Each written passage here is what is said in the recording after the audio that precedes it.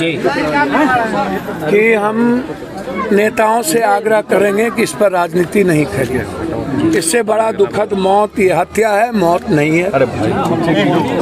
और इस हत्या में शरीक जो लोग हैं, केरल, तमिलनाडु, तेलंगाना के तर्ज पर आजीवन कारावास का इसमें प्रावधान हो। पहले भी लोगों ने केस कमजोर करके छपरा, सिवान, गोपालगंज में इससे पहले भी बड़ी बड़ी घटनाएं शराब में भी, इस बार सबसे बड़ी घटना है।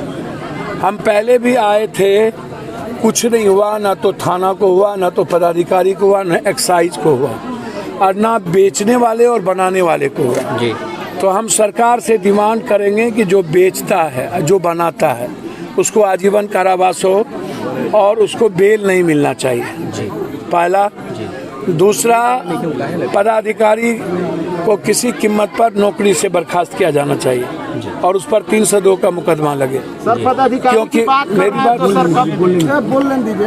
पदाधिकारी को 302 का मुकदमा लगे, क्योंकि शराब बेचवाना और शराब बनवाना ये थाना के अंडर में और ऊपर से नीचे तक इसका पैसा जाता है। जी तीसरा हर कीमत पर इसमें लोकल नेता लोग, सब लोग, सभी दल के नेता, मैं कोई ये सत्ता पक्ष विपक्ष की कोई बात नहीं है जी, लेकिन सत्ता पक्ष के पदाधिकारी, सत्ता पक्ष को बेचवाने वाले आज तक सब मस्त हैं। जी। एक नेता ने कहा लोग तो मरते ही रहते हैं, विपक्ष बेचवाती है। जी।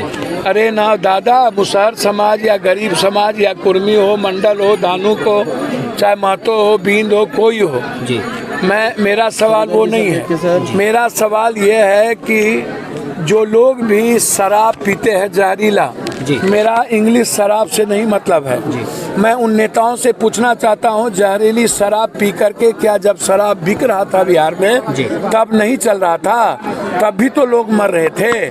तो ये जहरीली शराब पर बैन कब लगेगा? ये जहरीली शराब बनना बंद कब होगा? मेरा सवाल यहाँ है। और ये जहरीली शराब में जो लोग इन्वॉल्व हैं उनको टिल आजीवन कारावास कब होगा? तो सवाल मेरा ये, जो लोग कहते हैं शराब खोल देंगे रेवेन्यू आएगा, अरे बाप मेरे, शराब पी करके नहीं मरा है। जो लोग बकबक करते हैं ये जहर पी करके मरा है, और जब भी मरता है शराब पी के नहीं मरता है, जहर पी के मरता है। और जहर बनाने वाले लोग इन्वॉल्व भी है और बनवाने वाले लोग इसमें इन्वॉल्व हैं। तो इसमें नेतागिरी मत करिए। औकात और हैसियत है तो आ करके लोगों की मदद करिए। औकात तो होती नहीं है, हैसियत है भी नहीं, और ना ही आपको जहरीली शराब बंद करने की हिम्मत है। और मैं कह रहा हूँ कि एक छटांग जहरीली शराब नहीं बनने दूंगा। आते ही सबसे पहले जहरीली शराब बनाने वाले को आजीवन कारावास, और जिस इलाके में जहरीली शराब बनेगा वहाँ के पदाधिकारी एक्साइज को 48 घंटे के अंदर बर्खास्त करेंगे। नौकरी से बर्खास्त, टिल किसी भी कीमत पर नौकरी में नहीं रहेगा। आप क्यों नहीं करते? इसके पहले भी जब जहाँ हुआ, क्या वहाँ के थाना फिर दोबारा 20 लाख 30 लाख रुपया दे करके थानेदार पोस्टिंग ले लिए? आप सस्पेंड किए और 1 महीने के बाद चार्ज से मुक्त करके, कुछ भी चार्ज नहीं था उसको, तब मरा कैसे? ये जो लोग मर रहे हैं कहाँ से मर रहे हैं? क्यों आप मुक्त कर दिए? किसने मारा? तो इस पर कोई सवाल नहीं। 4 लाख रुपया देने की पॉलिसी थी, उस पर भी कोई सवाल नहीं। ये जो लोग नफरत पैदा और जात को गाली देते फिरते हैं, और जो लोग राजनीति करते फिरते हैं, हम उनसे आग्रह करेंगे ये त्रिशूल और जात को गाली देना बंद करिए। ये बिहार है, बिहार सबको सिखा देती है। ये फलना वहाँ पर हिंदू लड़की को उठा लेता है तो मांस फेंक देता है, तो जात गलत है, ये गंदा जात है, जात को गाली देना। इसके लिए जिस दिन आएंगे कानून लाएंगे। हम जात को गाली देने वाले को टिकट हम नहीं देंगे, और किसी धर्म मजहब को गाली देने वाले को राजनीति में टिकट नहीं देंगे। मतलब कानून लाएंगे, कोई पार्टी टिकट नहीं दे सकेगी, उसको MLA MP बनने का राइट नहीं होगा। ये जो दुकान चला करके अपनी दुकान चलाते हैं, आइए ना सिवान में आ करके लड़िए ना। सिवान जौरी है, बाढ़ में क्यों नहीं गए? 17 लाख लोग प्रभावित हुए। पप्पू यादव को ही 10 लाख लोगों को खाना क्यों पहुंचाना पड़ा? सरकार कहां सो गई थी?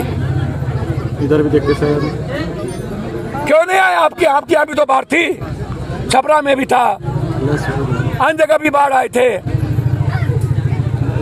तो ये हमेशा गंदी राजनीति। मेरा आग्रह है सरकार से, जहरीली शराब बनाने बेचने वाले पर अविलंब कानून आप सदन में लाइए। और दूसरा, तमिलनाडु और तेलंगाना के तट पर 5 स्टार, 4 स्टार, 3 स्टार पॉलिसी बनती ही है समय समय पर चेंज होने के लिए।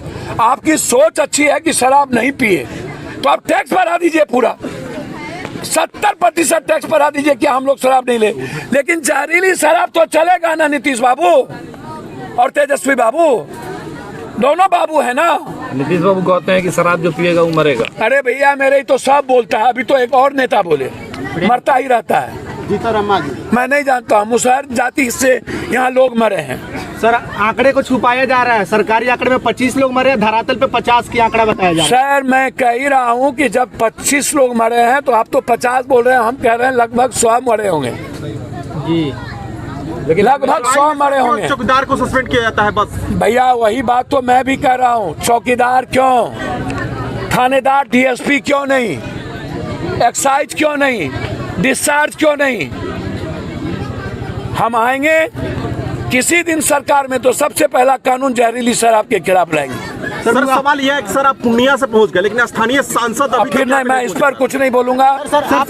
मुझे पूरे बिहार में सर ये हम नहीं बोल रहे हैं, ये मुसहर समाज के लोगों ने कहा कि सभ्य जगह बिकल, तो हम क्या करिए। मैं विजय बाबू नहीं हूँ, बड़े ताकतवर आदमी है, डिप्टी सीएम है, कोई उस पर आरोप लगाएंगे कि उस पर।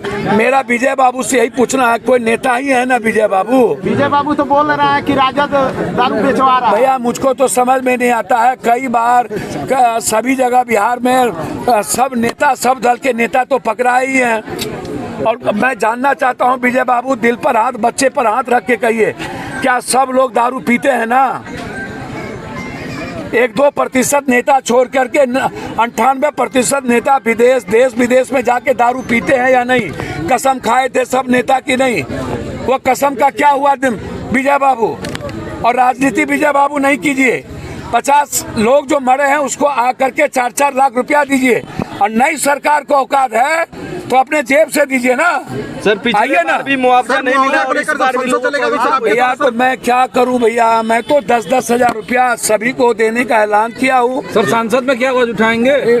सांसद में तो आवाज डेली पप्पू यादव का उठता ही है ना भैया। इस मामले में सर ये इस मामले में भी उठेगा, जहरीली शराब पर भी उठेगा। तेजस्वी यादव सरकार में रहते तो विरोध नहीं करते, जैसे विपक्ष में आता है विरोध करना शुरू कर देते हैं। मैं किसी का नाम नहीं लूंगा। सिवान में जब सरकार थी तब गोपालगंज में मरे थे, और आज भी सिवान ही है। छपरा में मरे थे, और छपरा, गोपालगंज, सिवान सत्ता पक्ष विपक्ष को राजनीति करने का अखाड़ा है। तो भैया सर, जब इन लोगों के पास हेलीकॉप्टर होता है घूमने के लिए सबके पास, तो यहाँ आने के लिए, बाढ़ में आने के लिए हेलीकॉप्टर क्यों नहीं होता है?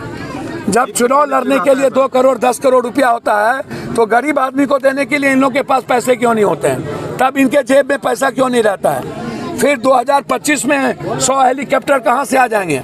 बाढ़ में हेलीकॉप्टर नहीं, मरने के बाद हेलीकॉप्टर। अरे भैया रोड से नहीं चल सकते हैं तो हेलीकॉप्टर से आ जाते सिवान। जब आप लोगों के कमर में दर्द होता है, हम तो अभी बाहर से निकले हैं 13 दिनों पर।